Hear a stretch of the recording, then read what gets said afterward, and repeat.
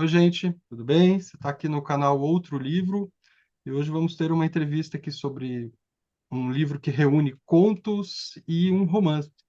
É um livro chamado Flor também, 5 contos e um romance. E está aqui com a gente a Caterine Funk. Seja bem-vinda, Caterine. Ótimo ter você aqui. Obrigada. Também estou bem contente, porque eu sou uma assídua observadora, espectadora do canal aí, como eu te contei. Já, já me salvou muitas vezes de dias em que a gente pensa assim, uau, como foi que eu cheguei aqui? Para onde vou? Aham, aham. Que bom, que bom. Espero que a sua experiência seja de muitas pessoas também. A gente está crescendo, né? O canal é muito é mais no boca a boca, assim, a gente não tem um esquema de divulgação legal, então a gente depende de você que está aí assistindo também, compartilhar as conversas, se inscrever no canal, comentar as entrevistas, né? É sempre legal quando isso acontece, porque a gente está aqui nesse ambiente que não é um ambiente universitário, é uma plataforma, né? O YouTube que tem de tudo, tem coisas boas, coisas muito horríveis também, então se você que está aí assistindo puder nos ajudar, vale muito para a gente. Então, esse livro da Caterine, né, o Flor também, saiu pela editora Penalux, Literalux agora, de Guaratinguetá, São Paulo, em 2024. Tem 192 páginas e traz um texto de orelha da Lucy Colin, com quem já conversamos aqui também. E também, assim, falando de editora, né, a gente já conversou com o Mário Baggio também, um contista que também publicou aí pela Penalux, Literalux. Aham. Eu gosto de destacar o trabalho das editoras, você é uma editora, inclusive, porque também essa relação aqui se faz muitas vezes pelas editoras que nos mandam livros, né? Então, é um pouco por aí também o nosso diálogo aqui coletivo. Gente, Caterine Funk, de Joinville, Santa Catarina, 1981. Estreou na literatura com Notas Mínimas, de 2010, e depois ela publicou outros 6 livros, entre eles Sem Pressa, 2018, Nunca Fui Anjo Nem Princesa, 2019. Ela é jornalista, doutora em literatura, e também editora, né? Desde 2017 ela vem publicando autores brasileiros e argentinos pela editora Micronotas. Tenho aqui alguns dos livros, mas ao fim a gente fala deles também nessa conversa, então vá até o final para você ver que a gente vai falar da parte de edição também.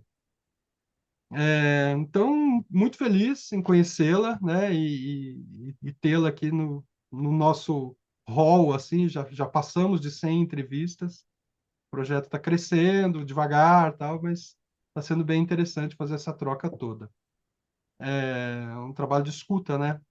Então, Sim. eu queria te ouvir, assim, né, Caterine, falando do projeto do livro, porque você está reunindo contos, 5 contos de diferentes tamanhos, dimensões, tal, e um romance, cada um com seu título, e você nomeia o livro com um outro título, um terceiro título, Flor também, né, dando esse sentido de antologia a esse conjunto. Então, eu É. queria te perguntar como é que foi essa decisão de juntar narrativas que são de dimensões diferentes, né? E como que foi isso de juntar também um conjunto de guardados? Porque, como você coloca nas notas, esses textos foram produzidos em épocas, sei lá, alguns há 10 anos, né? Tem diferentes tempos ali na produção dessas narrativas. E que foram algumas delas, ou todas elas, publicadas em alguma circunstância ali, talvez de Uhum. menor visibilidade do que o livro, né? É. Então, eu queria que você falasse um pouco sobre essas questões aí, de juntar tudo isso, colocar esse título que dá essa amarração, né? Uhum. E como recuperou esses textos mais pretéritos aí. Uhum. Então, eu vejo muito esse livro como um resultado das leituras que eu fiz durante o doutorado, que foram basicamente Dalton Trevisan e Catherine Mansfield. Os dois são autores que cuidam da sua obra como se fosse, eu vejo assim, um grande jardim que precisa sempre de novos rearranjos, né? E que eles são o jardineiro, não tem um terceiro lá fazendo isso por eles. E eu sempre tive isso para mim também. Fazia fanzine, continuo fazendo, é, organizo as minhas próprias coisas, né? Tenho uma editora, então pensei, por que que uma vez eu não posso organizar uma antologia minha, né? Por que que eu não posso pegar os textos que saíram em revistas, em outras antologias? Então, por exemplo, O Coração de Galinha, que é um dos contos que saiu lá, saiu tanto na revista Arte e Letra de Curitiba, em 2013, quanto nessa antologia de jovens autores brasileiros que foi publicada na Alemanha pela editora Klaus Wagenbach, que é uma antologia muito legal que reúne, por exemplo, Michel Laube, Adriana Lisboa, o Ferrez, o Santiago Nazarian. Tem Daniel Galera, Paloma Vidal, Joca Terron, a Carola Saavedra, Andrea Del Fuego, enfim, a Laura Erber, o Ricardo Lízias, cara, Tatiana Salem Levi, e eu também tô Aham. aqui, cara. Então eu fiquei pensando, uau, isso aqui circulou lá em Berlim. Eu fui até a Feira do Livro de Frankfurt para o lançamento, foi muito legal. Mas e aqui, tá aqui nessa revista, né? Então, quem tem a revista, leu. Quem, quem pôde ler em alemão, leu aqui. Quem pôde comprar a ediçãozinha artesanal, que depois com certeza eu fiz uma edição artesanal de 50 exemplares, né, pela minha editora, com ilustrações e tudo. Ok, mas é uma edição que acabou, só tinha 50 exemplares. Tem toda essa coisa do livro de colecionador e tal. E aí, esse conto em específico, por exemplo, recebeu resenhas, críticas, ele é lido por professores em escolas aqui, né? Eu recebo os retornos. Eu pensei, cara, eu tenho que distribuir ele de uma outra forma. Esse foi já, era um incômodo que eu tinha já há muito tempo, porque esse conto é de 2013, mas esse tempo todo ele ficou assim, reverberando. Aí era aquela sementinha da ideia, né? Eu preciso colocar esse livro talvez numa antologia de contos. Esse conto numa antologia de contos. Comecei a recolher outros contos, como por exemplo os que saíram aqui nesse livro Desordem, que foi editado no Rio de Janeiro, que também reúne ótimos escritores e tal, mas também assim, teve uma circulação restrita, né? A quem comprou o livro no financiamento coletivo. Uhum. E aí, quem quiser ainda pode ler ali em e-book pela E-Galáxia e tal. Mas como tá aqui dentro, assim, pouca gente conhece, talvez, as peculiaridades de cada autor ali, né? E eu queria pegar um ou dois dos melhores contos desse e sempre pensei nisso, né? Juntar com outros e fazer uma coleção.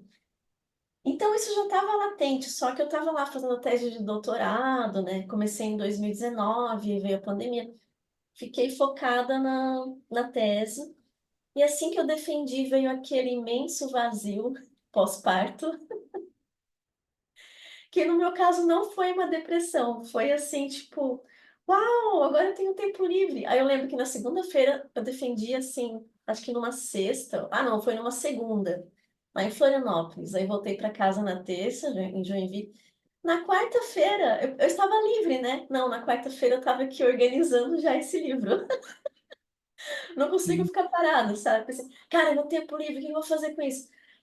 Enquanto eu não sei o que que vai acontecer, né? Profissionalmente falando, se eu vou ter uma continuidade na minha pesquisa, se eu vou fazer pós-doutorado, vou fazer concurso, o que que eu vou fazer? Fiquei ali, eu lembro que eu organizei assim uns 4 dias. Fiquei É. selecionando contos. Tem mais contos que saíram em outros lugares, né? Conto que saiu no jornal O Cândido, de Curitiba, ali da Biblioteca Pública do Paraná, também entrou aqui. E que mais? Teve uma antologia que é somente em e-book, que foi editada pelo Carlos Henrique Schroeder também, que é distribuída pela E-Galáxia. Também peguei o meu continho de lá e juntei aqui. E assim, quando eu comecei a juntar isso, tinha muitos contos de diferentes naturezas e tal. E eu comecei a selecionar pelo que me fazia. é, ver a familiaridade entre eles, né?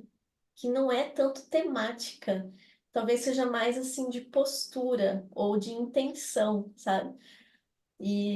Ou de até mesmo da linguagem. Então, se a Uhum, gente vê aí, eles não são contos que se conectam pelo tema, mas se a gente for ver também pela linguagem, pela forma, são contos muito diretos, uma linguagem mais simples, né? uhum, E aí, esse que é um outro caso clássico de coisa que só circulou entre poucas pessoas. Esse conto Compra-se Sonho, que também está lá no livro, ele era originalmente esse livrinho aqui de 40 e poucas páginas, editado em Porto Alegre. Um livrozinho, né? Grampeadinho e xerocado. sim. E ele teve 300 unidades e acabou, morreu, né? E por que que eu não poderia, então, inseri-lo numa antologia, né? Só que ele é um conto mais longo, então ele destoa dos outros. Aí começou a gerar um ruído, sabe?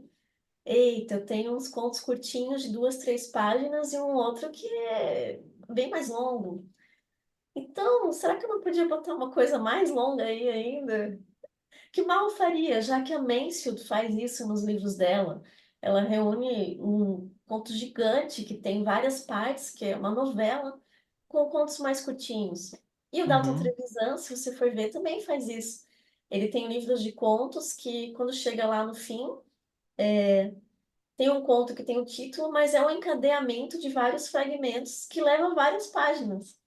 Então, a liberdade está aí para ser usada, né?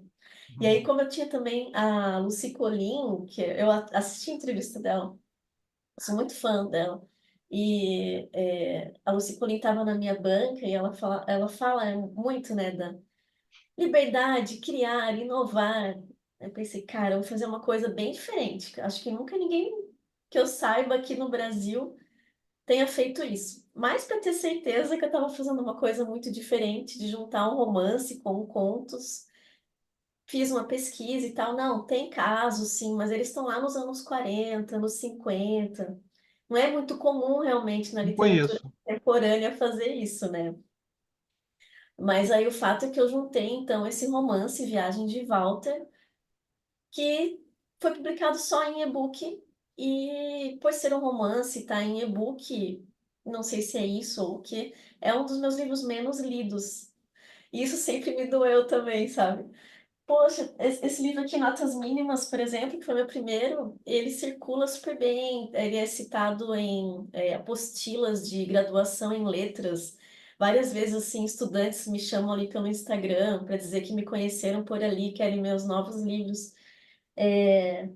E esse Viagem de Walter, que é um livro que eu coloquei todo minha alma lá, né? Uhum.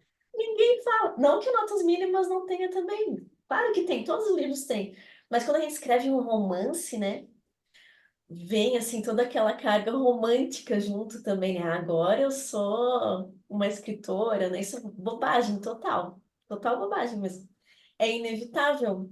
Aposto que todo mundo pensa isso, só não dizem os mais inteligentes, né? Porque eu confessei aí que no fundo, sou uma romântica, né? Então, eu criei um livro que as pessoas falam assim. É muito legal porque a gente começa a ler os continhos e, né, que começa pelos contos mais curtos, aí gradativamente vai aumentando o volume. Então meio que eu capturo eles pouco a pouco, né, e não assusto logo com um romance, né, com essa ideia do peso que tem. E aí eu pensei, vai funcionar. Vou procurar um editor que possa dar um aval ou dizer assim, não, Caterine, volte 10 casas, Aham. equilibre seu estado é, editorial primeiro. Mas aí foi muito legal, porque a primeira pessoa que eu procurei foi justamente o Wilson Gorgi, né? Eu falei, olha, eu fiz uma maluquice aqui, veja se faz sentido. Daí ele falou, não, super legal, vamos lá. No mesma hora, assim, sabe? Então tá. né? Vamos lá. E aí, o livro foi lançado em julho, né? E já acabou a segunda impressão da segunda tiragem. Então, acho que está circulando bem. Assim, estou bem satisfeita com a repercussão agora. Pois é, eu gostei bastante, gostei do romance. É, agora, não, você falou de liberdade criativa, né? Não deixa de ser um Aham. gesto também que desafia a recepção, né? Sim. Desafia as leituras, né? Que a gente em geral espera, uma unidade de gênero ali fechada em cada livro, né? Aham. Algo que pré-mastigue a recepção, a gente pode dizer assim. E também te tira de participação em concursos, né? Claro, são textos já publicados de algum modo, né? Ou Olha, eu seja, é uma não. intervenção também na instituição da literatura, a gente pode dizer, né? Sim, mas quanto aos concursos, eu já desisti deles Blá, blá, aos blá, né? 6 anos de idade. Se um dia, às vezes acontece de receber algum prêmio inesperado, mas eu não entro num concurso, sabe? Então, eu não me preocupei com isso, com o fato assim de estar fora do padrão do mercado, Uhum. mas me preocupei de fazer sentido enquanto conjunto, né? Então, Sim, inicialmente tinha mais contos, sim, mas ficou um pouco pesado, então tirei, deixei apenas os contos nocaute mesmo, né? sim. Mas fico É feliz que uma você. peça que chama atenção por essa diferença também. Aham, Claro, tem a unidade de linguagem que você falou, tem outras coisas, que eu acho que até uma unidade de clima, talvez assim, eu vou falar depois um pouco disso daí. aham. Mas você falou do romance, os seus outros livros não são romances, então. Você não tem Não, outro. Ah, tá. não. Uhum. Eu tenho livros de contos. O Sem Pressa é um livro de jornalismo literário, que eu escrevi com a Bolsa Funarte, de criação literária. E tem um livrinho de poesia, bem humilde, Uhum. costurado à mão. Uhum. Foi o Uhum. primeiro livrinho da Micronotas, da minha editora. Sei. E na época, e ainda hoje, assim, eu penso que se Ana Ainin, Gertrude Stein, Virginia Woolf podiam se auto-editar, por que que eu não poderia também, né? Então, e rompi com os meus poemas. Ah, Mas depois eu percebi que também ter um editor que cuidasse da minha obra, né, seria legal. Então, os outros livros não são pela minha editora, né? uhum, uhum. É muito bom ter um editor para conversar, para analisar e, né, fazer comentários. Então, Sim, sim. é isso. Mas esse é o É, único romance. E ele foi publicado pela editora Solis Luna, da Bahia, que é a minha primeira editora também, do Notas Mínimas. Mas na época só em e-book e assim ficou, só em e-book. aham. E- Mas então, tá, teu único romance. Como é que. E são textos já, não sei se você vai assim recuperar um tanto disso, né? Você consegue Uhum, recuperar um tanto disso, desse desafio de escrever um romance. Você que é uma escritora que vem da poesia, que lidou com contistas na tua trajetória aí de pesquisa e que escreveu narrativas mais curtas também. uhum. Lembra, assim, ou melhor, Lembra? talvez, reformulando, como é que você vê a diferença da escrita do conto para o romance? Então, Viagens de Walter, eu comecei a escrever ah, ainda nos anos 2000 e pouquinho, antes de 2010 ali. É, e eu sabia que seria algo diferente de escrever contos, né? Comecei a ler mais sobre escrita de romance, teorias e métodos e técnicas, fazer oficinas literárias. Eu sou uma aluna de oficinas. Assim Aham, como eu dou oficinas, eu estou sempre indo em todas as oficinas que posso ir. E aí fiquei lidando com essa questão que o romance ele é mais desafiador não só por ser mais longo e por trazer uma espécie de retrato, de criar um universo, né, social, como também por ser um reflexo mais claro da gente mesmo, né? É muito mais evidente a questão da autorrepresentação ali no personagem principal ou em outros, né? Então a gente fica lidando com esses meio que tapas na cara que vem da escrita, ela revela coisas sobre a gente mesmo. Mas eu queria fazer isso, eu queria fazer esse mergulho. Eu sabia que ia ser algo que ia demorar. E aí eu comecei, escrevendo por fragmentos. Minha meta era assim, um bom parágrafo por dia, Uhum, bem lapidado. Um tava bom. Fiquei fazendo assim, um por dia, um por dia, um por dia, até que lá por 2012 abriu essa bolsa Funarte de criação literária e eu fiz um projeto. Ah, desculpa, essa bolsa era outra, a Bolsa Funarte de residências artísticas em pontos de cultura. uhum, Só que você tinha que ir para outro estado, fazerem um ponto de cultura que não fosse no seu estado de residência, alguma coisa. E aí eu morava na Bahia, né? Eu morei 10 anos em Salvador, fui repórter lá, e estava grávida. Eu pensei, cara, que coisa legal. Eu posso mandar um projeto para escrever um romance, para fazer um trabalho legal lá na cidade onde mora minha mãe, né? Minha mãe em Santa Catarina. E aí eu mandei e passou. Então eu fui para Florianópolis, fiz um projeto numa biblioteca comunitária chamada Barca dos Livros. Aos sábados saíamos de barco, íamos até a Lagoa da Conceição para fazer oficinas literárias, gratuitas, né? Público geral, assim. E mais algumas outras atividades durante 6 meses. E enquanto isso, eu fui terminando o livro para ser lançado no final, né? E aí, nesse momento de terminar o livro, aí é que a coisa pegou, né? Porque eu percebi todas as fragilidades que havia e fui uma imersão total de auto melhora, né? Auto melhoria da coisa. E aí passei para vários leitores especiais, né? Pessoas que leram e disseram, ó, aqui, ali, e eu ouvi uhum, isso também, foi importante, porque era meu primeiro romance, né?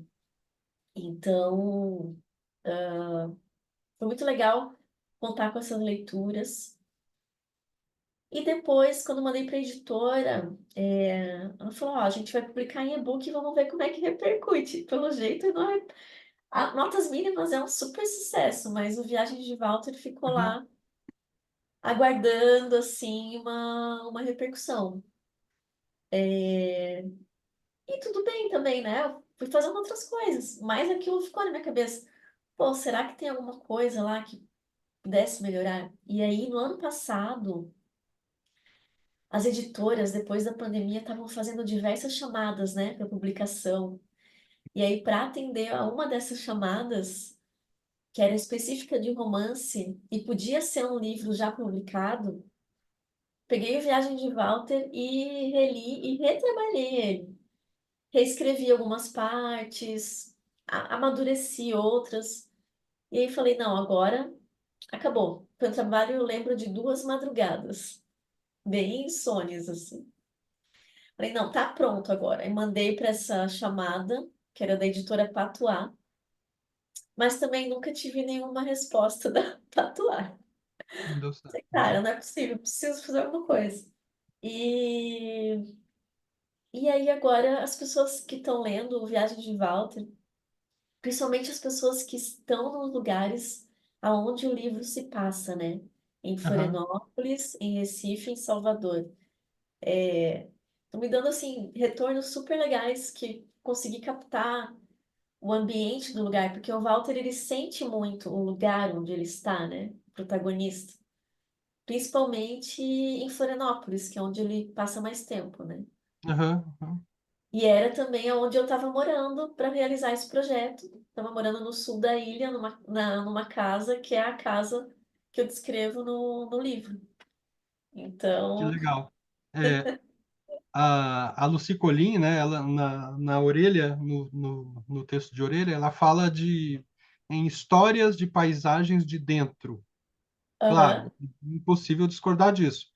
Mas já que você tocou nesse assunto, né, dá para acrescentar a isso uma relação muito forte dessas especulações de dentro, dessas paisagens de dentro, com essas paisagens de fora. Você falou, o Walter sente muito, e tal, o lugar, né? Claro, isso fica bem evidente no conto mais longo, no último conto ali que se passa em Salvador, né? E isso. no romance que faz o trânsito dessas capitais aí que você mencionou, Salvador, Recife e Florianópolis. Então, como é que você pensou essa relação entre essas paisagens de dentro? Como é que foi construir isso? Paisagens de dentro, esse intimismo das personagens e as paisagens de fora, né? Talvez você pudesse falar um pouco dessa relação aí, dessas diferenças entre Salvador, Florianópolis e como que Recife entra nessa história também. E Florianópolis, que sim, parece ter da ordem do deslumbre ali, né? Do deslumbramento, no fim das contas. Ah, sim. Eu não pensei nisso no começo, né? No começo Aham. eu queria colocar um personagem em movimento, mas ao longo do tempo e reflete bastante das minhas próprias insatisfações com o caminho que Salvador está tomando, né? Salvador, uma grande capital com super potencial de ser mais sustentável, inclusive ter mais igualdade social e não essa desigualdade gritante que tem lá, né? Veja bem, eu fui repórter, não só repórter que entrevistou o Tom Zé, por exemplo, ou o João Baldo Ribeiro, né? Foi super legal.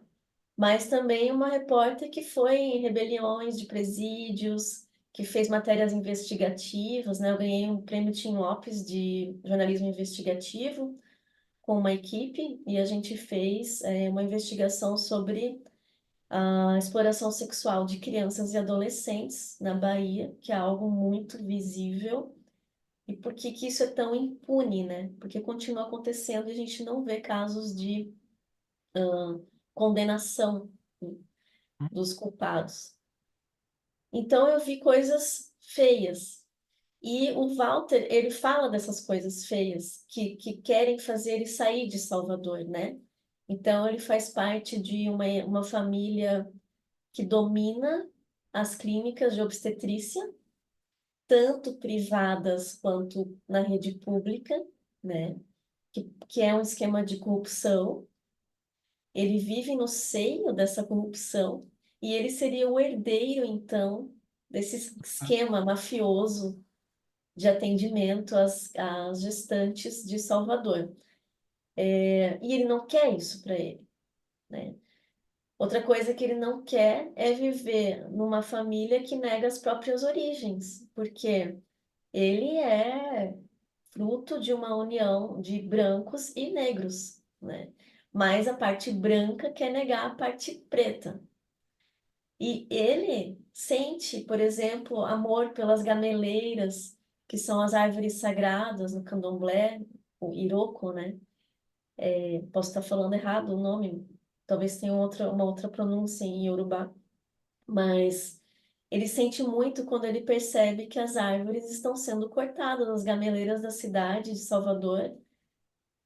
Na época que eu estava escrevendo esse livro, ali pertinho de 2010, 2011, elas estavam sendo simplesmente extintas da cidade. E elas eram vistas como grandes protetoras, né, das pessoas dali. E o Walter sente isso como uma ferida interna. Então, você vê, né, a paisagem de fora, ela gera essas paisagens de dentro. Eu me emocionei agora porque eu me lembrei que sábado, esse sábado que passou, a gente viu, eu e meu filho vimos um carro bater num ipê amarelo, super florido. A gente esperou o acidente passar e foi lá olhar a árvore. Ela tinha rachado e ela estava sangrando. Veja só, estava Uhum. saindo a seiva dela, né? Ai, ai. Então, eu tive assim, a interação do homem com a natureza, ela não é sempre respeitosa, né? Muito pelo contrário. E o Walter, ele vê tudo isso, e ele deveria ser o cara, assim, para a família dele, que não dá a menor bola para isso e só toca a máfia lá, né? Mas não, ele é levado para fora de Salvador.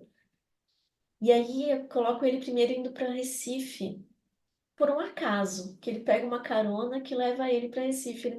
Ele não pensou para onde ele ia, ele não escolheu essa cidade. Eu escolhi essa cidade porque é uma cidade que eu nunca fui, até hoje. Você sabe o que eu imaginei, sim. Sabe? Então tá, já que eu não fui, não consigo ir pra lá, não consigo me organizar pra ir, então eu vou fazer uma personagem aí, né? E eu Ótimo. adoro muitas coisas do Recife, particularmente falando. Mangue Beach, né? O João Cabral e várias outras coisas. Então, o Walter tem uma passagem por lá em que ele encontra uma mulher totalmente livre, né? A personagem que se torna a namorada dele, a uma certa altura diz que já tem um namorado, né? Uhum. E eu queria fazer ele também passar por esse amadurecimento afetivo, emocional, né? Porque ele nunca Uhum. teve uma relação saudável também. Então, esse choque de realidade faz ele sair mais uma vez da onde ele está e procurar algo. Mas aí ele escolhe Florianópolis por uma razão meio mágica mesmo. Coloco lá no romance que ele vê um cartaz dizendo que é a Ilha da Magia, né? Que é o que as pessoas falam de Florianópolis. E aí ele vai assim, atraído por essa ideia meio vaga de que será um lugar onde ele pode se esconder e ter um tempo para ele mesmo.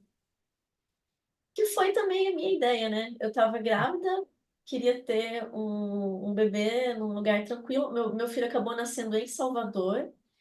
E quando ele tinha uns 6 ou 7 meses, eu mudei para Floripa, então, para fazer esse projeto lá, né? Nessa casa, onde ele ficou lá no Campeche, ele e eu, né? O Walter, o meu filho e eu, e o pai, né? E aí a gente tinha uma rotina assim que eu podia escrever de segunda a sexta, eu não tinha trabalho, meu trabalho era sábado, né? Então, pude viver um pouco da cidade ali, né? E aquele lugar do sul da ilha, agora já não é mais assim, porque se instalaram muitos condomínios lá, super conglomerados assim de prédios e casas. Mas na época ali, 2013, ainda era mais residencial, mais cada casa de um jeito. E aí eu caminhava bastante pela cidade, pelo bairro, levando o filho, andando de bicicleta e sentindo algumas coisas que estão lá. Então, por que que tinha câmeras nas ruas, né? O Walter tem essa paranoia de que ele não quer ser filmado, ele não quer ser traqueado, ele desliga o Uhum. celular para que o GPS não revele a localização dele para ninguém. E eu percebi que o sul da ilha ali era um lugar ótimo para isso mesmo, mas tinham as câmeras. E aí, na Uhum. época, eu conversava bastante com um poeta chamado Ondiak, acho que ele é angolano, né?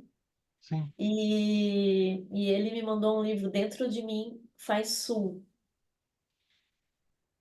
E aí essa questão das paisagens internas se abriram, sabe? Gente, Dentro de Mim Faz Sul. Eu que tinha morado 10 anos na Bahia, me sentia super baiana, voltei a entender um pouco do sul que tinha dentro de mim ali, né, naquela experiência. E isso tá lá no Walter. Então o Walter passa por o único momento em que teve neve em Florianópolis nos últimos anos foi justamente em 2013. Fez muito frio, teve neve. ele passa por essas questões que são a total mudança de clima e como é que isso interfere na vida dele, né? Além disso, ele mudou de status, né? Antes ele dirigia um Jaguar e agora ele tinha uma bicicleta emprestada, né? Sim. Então, essas mudanças foram propositais para que ele se encontrasse, sabe? Ele se encontrasse na vida mais simples mesmo. Mas eu não sei se eu respondi a tua pergunta. Ah, mas acho que é isso mesmo. Eu jogo a pergunta para ver o que que vem, né? Vem sempre alguma coisa. É, Mas ma- tem uma outra coisa, pensando nessa ideia de paisagem interior, não só como um intimismo, como estado de espírito, que é algo que acontece no conto, Compra-se Sonhos, né? E no romance também, que é aham, essa presença da escrita, essa presença dos textos, as suas histórias são repletas de menções a poetas, a poemas, a canções. Algumas eu fui aham. buscar até bandas, né, cantores, tal. Mas principalmente essa ideia da escrita nas paredes, da presença dos cadernos, da obsessão pela anotação, o diário, né? Sim. A escrita dos sonhos. Como é que vem esse tema, no fim das contas, junto com a representação da realidade, né? O que que você pode nos dizer sobre essa outra paisagem interior, que é a paisagem da escrita, no fim das contas, sendo ali representada? Ah, cada caso é um caso aí. No caso do Compras e Sonhos, esse conto ele foi escrito especialmente a partir de uma proposta temática que chegou para mim, né? Que foi assim, nós, artistas de Salvador, queremos fazer uma ocupação no conjunto Coati, que é um conjunto que foi desenhado, construído pela Lina Bobardi, na época da revitalização do Centro Histórico de Salvador, nos anos Uhum, 70. E depois ficou abandonado, virou ruínas. E aí, eles queriam que eu criasse alguma coisa, uma performance, ou uma música, ou uma história. E eu fiquei pensando, gente, o que que segura aquelas ruínas em pé, né? Eu passei várias vezes por lá, quando eu era repórter, na Ladeira da Misericórdia. É um lugar do centro histórico que tem muitas pessoas que moram na rua mesmo, né? E fiquei pensando o que mantém essas pessoas em pé e o que mantém as ruínas em pé é um pouco a mesma coisa, que são os sonhos, né? Os sonhos, a projeção de uma outra realidade que não é aquela dura e crua da parede caindo, do mato crescendo, da própria pessoa adoecendo ou passando fome, né? E aí tinha isso, eu achava assim, os sonhos seguram essa casa, essa pessoa em pé e a cachaça também, né? uhum, É inevitável você pensar em cachaça ou outras drogas, né? Crack, etc. uhum, Mas eu pensei a cachaça, porque esse conjunto do Coati, ele também, quando a Lina Bobardi desenhou, ela fez o prédio ao redor de uma mangueira que já existia no terreno e que está enorme lá dentro do prédio, né? Portanto, assim, furando o teto. E muito mato ao redor. E aí os artistas fizeram um mutirão para organizar, para tirar o mato, fazer horta comunitária e tal. Eu pensei, por que que a gente não aproveitaria uma parte desse mato, que são plantas alimentícias não convencionais, punks, né?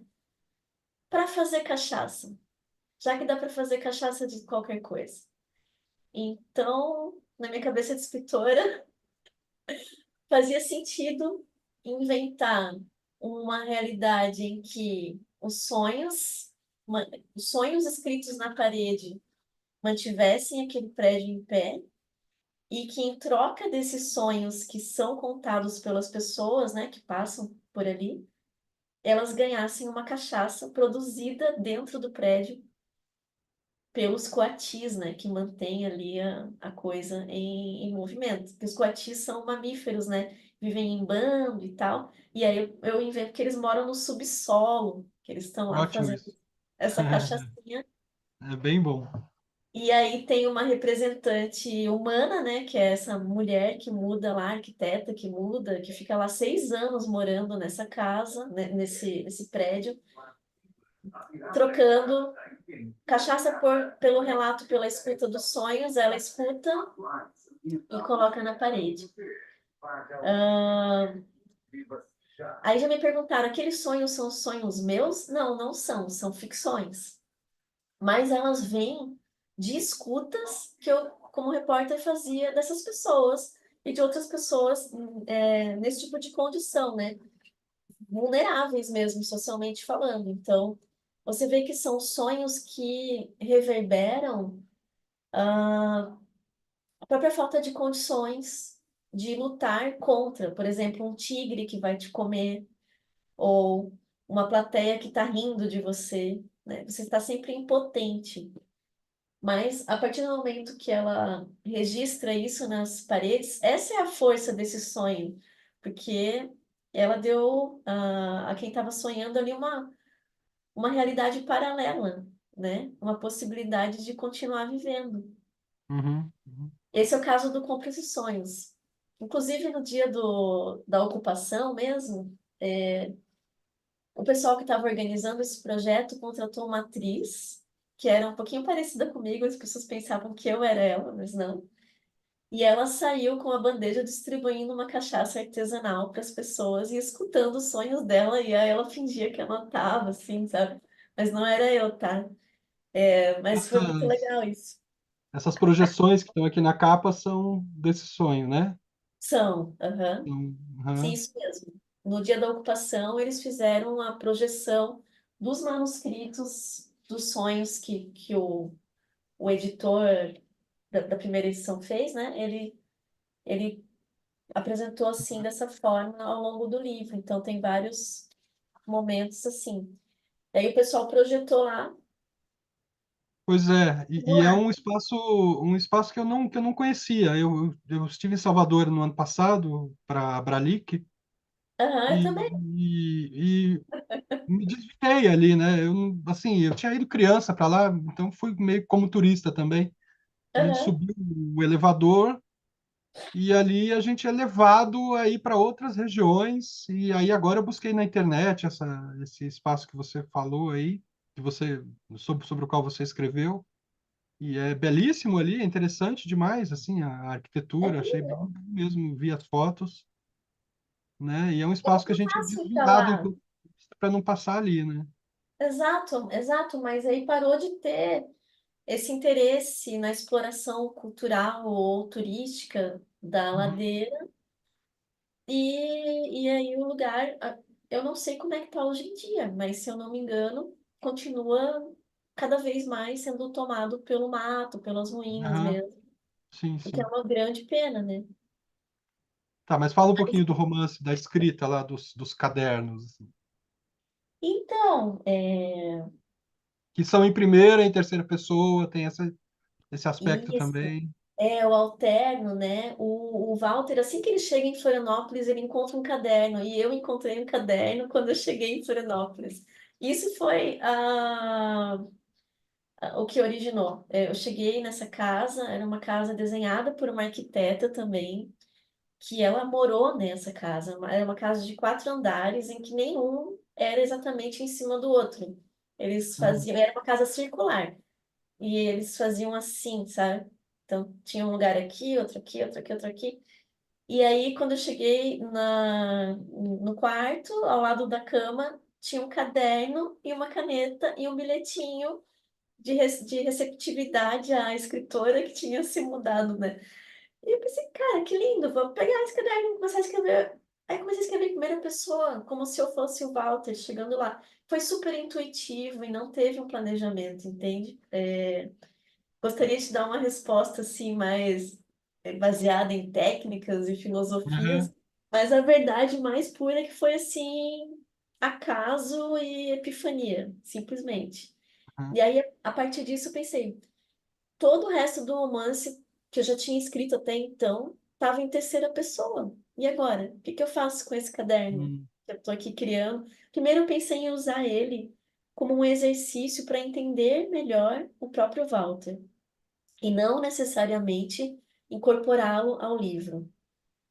Mas depois eu vi que seria legal criar essa dinâmica, um observador que conta em terceira pessoa e o próprio Walter dando mais vida mesmo, né? Porque aí a gente consegue entrar nos pensamentos dele, nas sensações, percepções dele, que no fundo também era um objetivo do romance, né? Fazer com que finalmente, né, um ser humano reagisse às coisas do mundo exterior, essas coisas que eu relato lá de Salvador, que geravam muita insatisfação, e as coisas que ele encontra em Florianópolis, que são desafiadoras também para ele, e que uhum, acabam sendo, é, quando contadas em primeira pessoa, eu acho que se tornam mais perto do leitor, assim. Ainda existe, né? Essa coisa que a primeira pessoa, ela aproxima mais o personagem do leitor. Não sei o que vocês pensam disso, mas eu senti isso e achei que ficaria bem legal fazer essa dinâmica. joia. Eu falei mais no começo, né, Caterine, sobre como eu vi os contos e o romance. Eu vi uma diferença de clima ali, eu diria, de tom, assim. E eu estava pensando que eu acho que os contos têm mais relação com o surrealismo e o Uhum. romance, assim, pelo menos numa, digamos assim, num dos lados dele tem uma relação com o expressionismo, aquela coisa da paranoia, aquelas ilusões de perseguição, tal, que a personagem tem. Afinal, se trata de uma fuga também, né? De Aham. um desejo de se esconder, né, de se autoexilar, tal. Enquanto nos contos você tem a presença das formigas, que é um símbolo assim bem, né, representativo do que vem do surrealismo. Tem a Sim. epígrafe do Lautréamont no conto sobre o Poitiers. Tem Aham. essa presença e eu acho que já o romance tem esse lado expressionista, mas eu acho o romance mais bipartido, assim, tem esse expressionismo, mas ao mesmo tempo a personagem está se deslumbrando, se curando, se reconhecendo ou se conhecendo, talvez pela primeira vez, no fim das contas. É, Uhum. faz sentido para você um pouco isso, essa Faz, pira faz, aí? faz. Os contos vão muito mais longe Tem os nesse, sonhos. né? Aham, E já no romance fui mais contida na loucura, né? aham, No uhum, sentido que faz mais sentido mesmo. É que acontece que é muito mais é, tranquilo manter essa tensão surrealista num conto, que é mais rápido. E no romance eu ainda quero chegar lá. Mas eu percebi que eu precisava fazer o Walter pisar no chão, sabe? É, ter uma base assim mais firme mesmo, porque é um romance final, né? Talvez eu tenha me prendido, tenha até prendido ele um pouco demais. Eu lembro que eu cortei várias partes em que ele usava o tal do escafandro imaginário que ele imaginou, né? aham. Gente, corta isso e coloca de novo aí. O escafandro imaginário que ele imaginou. Não, mas é exatamente isso. Ele, eu lembro que eu coloquei o Walter usando o escafandro imaginário, e aí eu fazia as viagens de Walter com esse escafandro imaginário, que aí sim eram pura loucura, fora da realidade, mas achei no final que não combinava com o romance e nem com o Walter, no fim. O Walter não chegou a, a usar esse momento de autoexílio para isso, né? Ele acaba usando de uma forma que também foi super por acaso para conhecer a parte alemã da família dele, né? Exato. ele vai sendo tomado pela realidade, a gente pode dizer, né? Pela realidade Exato. do, da gravidez da vizinha. a- ele- claro, a discussão da herança patriarcal da qual ele quer se livrar está presente o tempo todo. O Aham, os traumas dele, né, vão aparecendo, de repente, há um momento lá em que ele fala, eu escutava, ou ele escutava apenas os seus gritos, aí, né, isso vem à tona um pouco da, do estado emocional dessa personagem antes de sair de Salvador.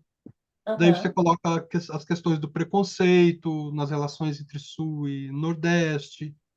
Tem esse total. aprendizado, né, dessa genealogia aí germânica, tal, Uhum. está sendo tomado pela realidade, um pouco daí por isso que o surrealismo está presente mais nos contos e no É, romance das contas, né? é, exatamente. E o Walter, né, por ser negro e vir para uma cidade que aqui em Santa Catarina, infelizmente, é muito gritante a questão do preconceito, né? E precisava falar disso, falar da realidade mesmo. E, de uma certa maneira, subverter o que seria uma reação mais óbvia, que seria ele ficar revoltado e voltar, né? Ou, aqui não Aham. dá para morar, vamos morar no Nordeste. Não, ele vai tentando entrar, né? Tentando entender o vizinho, entender por que que as coisas são assim. Tem uma vizinha que trata ele como um escravo, né? Fala, vai lá, corta o cacho de banana, agora põe aqui, agora faz isso, faz aquilo. Ele é médico, ele tá lá, ele faz, ele atende todas as vontades, daí ela senta numa cadeira como uma senhora feudal e diz, agora vai Aham. lá, pega uma água para mim. Daí ele traz a água humildemente. Daí ele fica pensando, nossa, quantos antes de mim já não passaram por isso, né? Como que a gente pode ir para frente? E aí, no fim, ele acaba ficando amigo dessa vizinha, né? Então, é lógico que não teria espaço aí para as viagens que eu havia criado para ele com o escafandro imaginário, né? De estar guardado, assim, quem sabe pode ser uma continuação, porque as viagens do escafandro eram muito mais ligadas a experiências que ele tinha com as tais velas, que ele ganha umas velas que podem ser uma metáfora para o que você imaginar. Já me perguntaram, é maconha? É ácido? O que que é isso? O que que são essas velas? Gente, são velas. Acende uma vela, você já vai ver que vai fazer uma diferença na sua vida. Você coloca, você projeta sobre essa chama, essa vela, esse símbolo, o que você quiser. Então, o Walter acendia essas velas e isso provocava uma mudança nele. Mas era um tratamento que o médico que recomendou para ele era um tratamento ainda em análise, em observação. E aí eu fiz esses relatos do escafandro como uma espécie de report que o Walter passaria ao amigo médico, né? Depois. Mas eles acabaram destoando, porque mostrava uma personalidade que não estava sofrendo o preconceito, né? Todas aquelas questões ali. Então, por isso foi cortado do livro. Inclusive por sugestão dos leitores críticos. Eles Uhum. disseram, cara, Walter acabou de ser tratado como um escravo. Acabou de, né, descobrir que a família dele escondia a parte alemã. Que você nunca teve acesso ao seu tio que chamava Walter, essa outra parte da família. E como é que ele tá ali feliz, tendo alucinações e, né? Mas aí no fim, acaba que tem um pouco disso, porque lembra que o Walter, toda vez que ele vê uma mulher, consegue não, ele não É consegue verdade, controlar o fato de que ele visualiza essa mulher amamentando um neném. exato. Ele Tem não esse consegue realismo mágico controlar quase isso. aí. Então, ele é um obstetra, né? Aham. E E ele fugiu de uma situação em que, pela primeira vez, ele perdeu um paciente durante um procedimento de parto. A mulher morreu, né? Então, esse é o trauma que ele está buscando curar. Ele- e aí ele percebe isso toda vez que ele olha para uma mulher, ele vê a mulher amamentando uma criança. Ele precisa piscar os olhos várias vezes para ver o sol que está na frente dele mesmo. Tem essa passagem aqui, já tiveste miragens, Walt? Sim, muitas vezes, e alucinações auditivas também. Pode crer, é coisa da nossa família. Exatamente. Eu tinha me esquecido disso, que realmente tem essa presença aí. Outra coisa que chama atenção também, que eu gostei e tal, são esses jogos de palavra que você faz, o Ali e o Ali. Aham, Eu tenho um conto exatamente sobre o Ali Salomão, e que eu brinco com esse Ali aí também. Depois eu posso até te aham, mandar aí para você ver que eu acho que brinca que joga com o seu. Walter, Walder, Walker, né? Tem esse gosto da poesia ali também um pouco, né? Do trocadilho do jogo de palavras, acho interessante também. É a multiplicação do sujeito, né? O Aham, Walter, ele se vê também como Walker, né? O caminhante, como Walt, que era como a namorada do Recife chamava ele, porque lembrava o Walt Whitman, isso. e como Walser, né? Aquele escritor que, que é uma referência muito mais minha, né? Sim, Mas sim. que lembra também valsa, né? Uhum, Porque o Walter, ele tá ali no ano sabático, né? Ele não tem um outro propósito a não ser se curar e buscar um rumo na vida dele. E aí ele vai se multiplicando. Então, mudar a forma como você se chama é uma forma de encontrar um outro eu, assim. Foi o que eu pensei ao multiplicá-lo pelos nomes, né? E aí, claro que deu para fazer vários trocadilhos. Foi uma sorte ter escolhido esse nome, Walter, que é o nome de um dos meus avós. uhum. Então, foi sorte mesmo, porque isso surgiu ao longo da escrita, não foi pensado antes. Massa. Gente, eu vou deixar mais ao fim aqui na descrição do vídeo o link para vocês adquirirem também aqui o Flor também, 5 contos de um romance. E peço que você distribua essa conversa, comente, né, se inscreva aqui no canal caso não seja. Eu queria, a gente vai fechando, Caterina, talvez com uma leitura, se você puder fazer, mas eu ainda queria falar do teu trabalho como editora. O que a gente faz primeiro? Faz a leitura mais ao fim, né? Pode ser, Ah, né? então, eu acho que. Ou quer ler primeiro? Eu acho que faz mais sentido ler agora, de repente. E aí depois a gente fala rapidinho sobre a editora, assim, eu gostei do trabalho, do acervo, assim, era interessante falar um pouco também. O que que você vai ler? Então, é, começo pela leitura? Pode Vou, ser. O que que você gostaria de ler?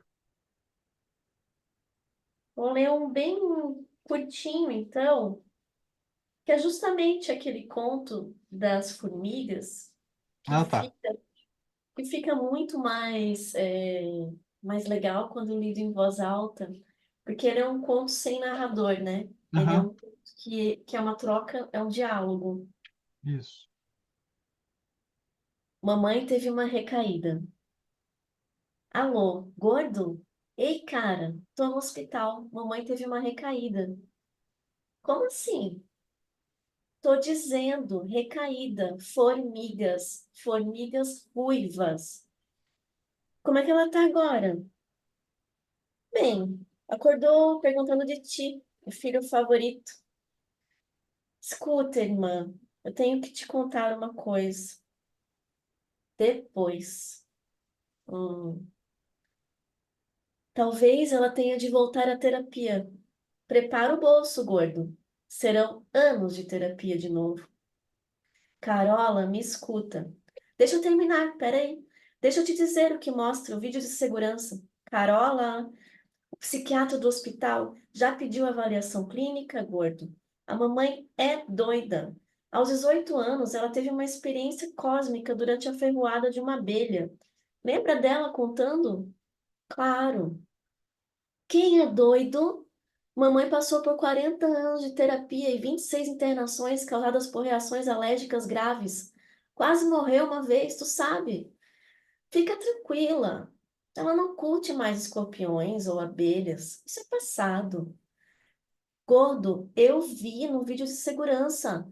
Mamãe recebeu uma encomenda na portaria e foi até o jardim. O pacote era uma caixa que ela abriu e depois meteu as mãos lá dentro, rindo e chorando ao mesmo tempo. Daquele jeitão. Sei.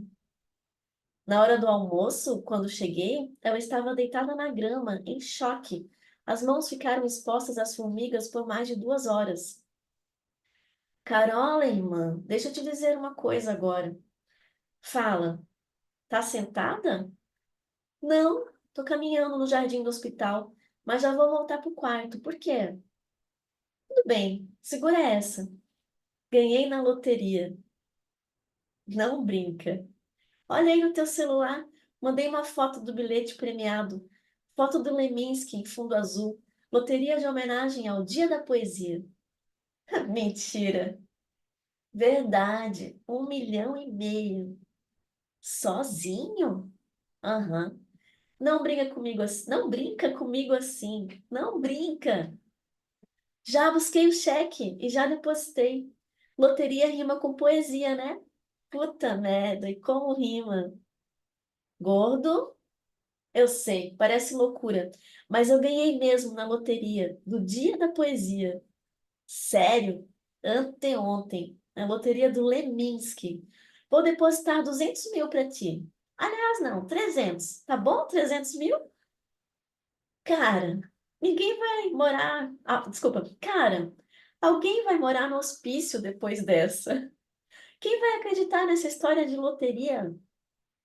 Não precisa acreditar, mas não é para contar para ninguém, Carola. Quero falar com a mamãe agora, tudo bem? Tudo bem. Já estou entrando no quarto. Vou passar o telefone para ela. Tchau. Filho? Mãe? Oi, mãe. Tá melhor? Tô ótima. Adorei teu presente, filho. Formigas ruivas maravilhosas. Nossas ancestrais superiores. Muito sábias, muito antenadas. Sabia que a senhora ia gostar. Oh, sim. Conversamos por horas. Acho que elas também gostaram de mim. E mandaram dizer ao Leminski, arigatô. Fim. É, muito bom. E essa loteria existia, tá? Eu tenho em algum lugar o bilhete. Sério? Uma loteria da Caixa Econômica Federal do Dia da Poesia com a fotinha do Leminski. Nossa, que coisa inimaginável. Eu achei que era uma invenção total, assim, mas muito bom. Então, obrigado. Esse Obrigado. foi, esse foi uma mãe teve uma recaída. Aham, né? E que consegue se resolver, né, sem fazer referência a lugar, tal. Eu acho interessante também. Mas viu, Caterine, conta um pouco da sua experiência como editora da Micronotas. Você me mandou alguma coisa aqui, o Arturo Carreira, né, a Rita Martins Sim. e esse do César Aira também. E você tem outras publicações? Como é que funciona a editora? Como é que surgiu essa ideia, e tal? Bom, a editora surgiu no começo de 2017. E eu sempre quis ter uma editora, Aham, mas em 2016 eu estava fornecendo textos como jornalista ainda para as revistas, né, como freela, e estava naquela época de pejotização da vida, né? Então não existia mais a possibilidade de você fornecer um serviço sem ser uma empresa, sem ser um PJ, ah, pessoa jurídica. E aí comecei a encarar essa questão burocrática com um pouquinho de criatividade depois de uma visita ao Sebrae. E aí eles disseram, ó, já que você vai ter que ter um PJ, por que você não abre um MEI você pode oferecer até 15 categorias de serviços e pronto, resolveu sua vida. Aí cheguei em casa, comecei a olhar as 15 categorias e tinha lá a edição de livros. Foi em 2016. Sim, tá na hora então, né? Já que eu vou ter que ter um PJ para fazer meus freelas de jornalista, posso também já criar uma editora. E isso, sim, do ponto de vista burocrático, foi resolvido dessa forma. Mas eu comemorei tanto a fundação dessa editora, que foi em janeiro de 2017, em fevereiro já estava imprimindo e costurando esse livrinho, que foi o primeirão. E aí a minha ideia era fazer uma editora de microlivros, né? Por isso esse nome, Micronotas. Então, sempre livros Aham, pequenininhos de bolso. Daí que esse daqui é bem sim. pequeno, né? E também estava numa época muito legal para esse tipo de coisa, porque tinha um interesse em arte impressa, livros de artista, com tiragens mais limitadas. E agora isso está voltando, né? Sim. Mas a pandemia meio que acabou com isso por um tempo, né? Então isso foi em 2017. E comecei a fazer publicações, e abrir chamadas para receber originais e tal. E aí o meu orientador de mestrado, em 2018 começou a fazer mestrado. Em 2018 eu defendi a minha dissertação de mestrado. E o meu orientador, que é tradutor do César Aira, Jorge Wolff, falou: tem um livro do Aira aqui para gente publicar. Publicamos o Aira.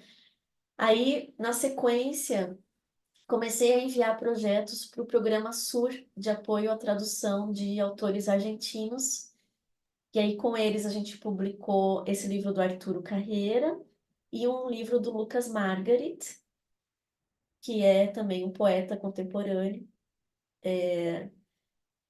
E publicamos um livro do Horácio Quiroga, que é uruguaio, mas acabou se radicalizando na Argentina, né? E aí esses livros, por serem feitos por editais, tinham um volume, um tamanho maior de livro mais padrão.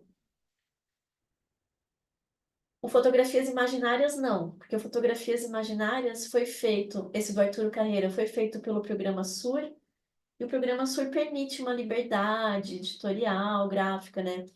Mas, por exemplo, então esse livro ele tem o formato de um albinho de fotos 10 por 15, porque justamente isso reflete o que são esses poemas. São poemas que ele fez para substituir as fotos, o filme queimado das fotos que ele tinha tirado com a filha num passeio por Buenos Aires, num dia que deu uma nevasca. Só que esse filme acabou queimando. E aí ele escreveu os poemas para substituir as fotos, né? Mas aí esse livro, por exemplo, teve uma tiragem bem grande. Eu não me lembro se foi 300 ou 500 ou mais, mas foi ser feito ali pelo programa SUR. Eu deixei de ser uma editora artesanal que fazia 50 exemplares de cada vez, à mão, né? Aham, Para fazer livros com essa pegada mais industrial para distribuir mesmo para as livrarias, né? E aí começaram a surgir outros autores locais aqui, poetas, contistas, e comecemos a publicar, então, tiragens maiores. Só que eu, como editora, escolho sempre distribuir para livrarias independentes, e são poucas. Então, eu trabalho com a Banca Tatuí, que é em São Paulo, a Arte e Letra em Curitiba. Então, assim, livrarias com curadoria, né? E com uma pegada independente, não circula em grandes redes, a não ser que o próprio autor queira fazer isso, né? Como a Rita, desse livro que você mostrou, ela é uma professora aqui, ela tem um público muito grande, então esse livro tem uma procura muito grande. Por conta disso, tá vendendo em livraria de shopping, por exemplo, sabe? Então acaba que a editora tem também um perfil híbrido, né?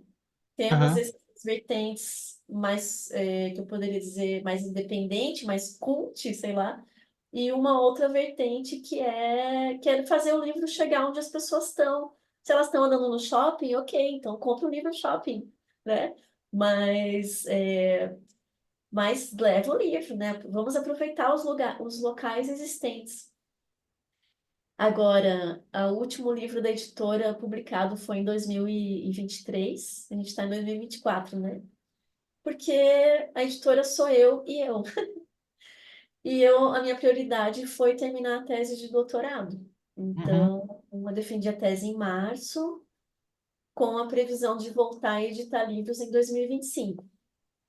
Agora, eu estou editando 2 livros para sair em 2025, de autoras brasileiras mesmo, né? Que mais para frente aí a gente divulga, mas é um ritmo muito lento perto de sim, outras editoras, né? Realmente uma pequena, uma microeditora, como o nome diz, micronotas, porque não é minha atividade principal, né? Ela é uma atividade que é feita ao longo do... Sem pressa, né? Todas as pessoas com as quais eu vou trabalhando, editando, eu falando, ó, é sem pressa. aham, Não tem esse caráter, por exemplo, a Penalux, eu mandei meus originais, eles aprovaram na hora ali, passou por um processo de revisão, editoração, que demorou uns 30 dias, 40 dias, e o livro já estava pronto. Isso, na Micronotas, eu não tenho nem loja virtual. Pra você ter uma ideia, eu conto com essas livrarias independentes parceiras, ou então as pessoas me pedem por e-mail, ou ali pelas redes sociais, mas eu nunca formalizei um comércio com isso, sabe? Quem sabe é uma coisa assim para ser feita aos poucos e um dia chegar num grande acervo, mas por enquanto tem 21 títulos publicados aham, desde 2017, então em 7 anos aí, né? Uma média de 3 por ano. Mas na verdade teve anos que saíram 5, 6, e no último ano de 2023 para sim, cá, nenhum, né? Eu acredito muito que o editor, ele é uma figura essencial, sabe? Quando eu fui lá na Feira do Livro de Frankfurt para o lançamento desse livrinho aqui, aproveitei e fiz várias atividades, assisti todas as palestras, fui numa oficina da Amazon sobre autopublicação e fiquei pensando muito nisso, porque a autopublicação, ela é boa, porque permite o acesso muito rápido ali ao leitor, ao seu texto, mas ela também tem esse ônus que é a falta de um diálogo com um leitor crítico antes do leitor final, né? O editor.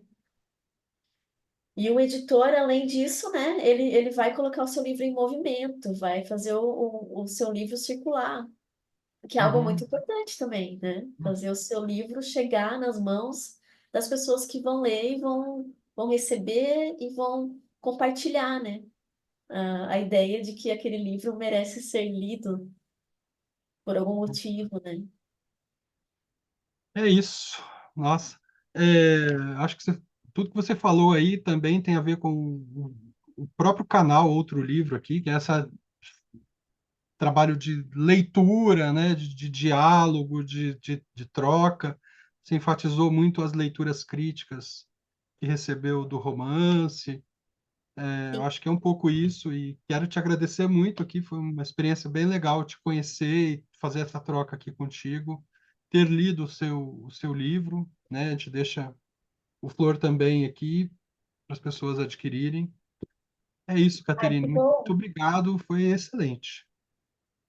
Obrigado também, Ricardo. Eu só agradeço. Quero mais. Massa. Parabéns ao canal por já ter passado das 100 entrevistas. E eu estou muito curiosa para ver a outra vertente lá de tradução e edição também, né? Que eu vi Isso. que você vai ter outras vertentes, inclusive com uma conversa com a Dirce Valtric do Amarante, Aham. Já que está gravado. estou esperando para assistir, que eu adoro ela, o trabalho dela. Enfim, Acho muito importante tudo isso. Agradeço demais. Joia. Tá gravada, deixa eu ver, acho que inclusive vai entrar depois da sua, logo na sequência depois da sua. A conversa com ela, daí a gente vai falar com o Maurício Cardoso também, do Podcellan. Ai, que ótimo. E na edição a gente já conversou com o Lacerda, lá da Patois, e Aham, agora vamos falar com a Jéssica Jankowski, que é uma editora de Curitiba também, tem uma editora com muitos livros, assim, o Toma aí aham. um poema. Então é Sim, isso, sim. gente. Bom, E bom, muito obrigado bom. por terem assistido aí, até semana que vem com mais outro livro. Abraço. Valeu. Tchau.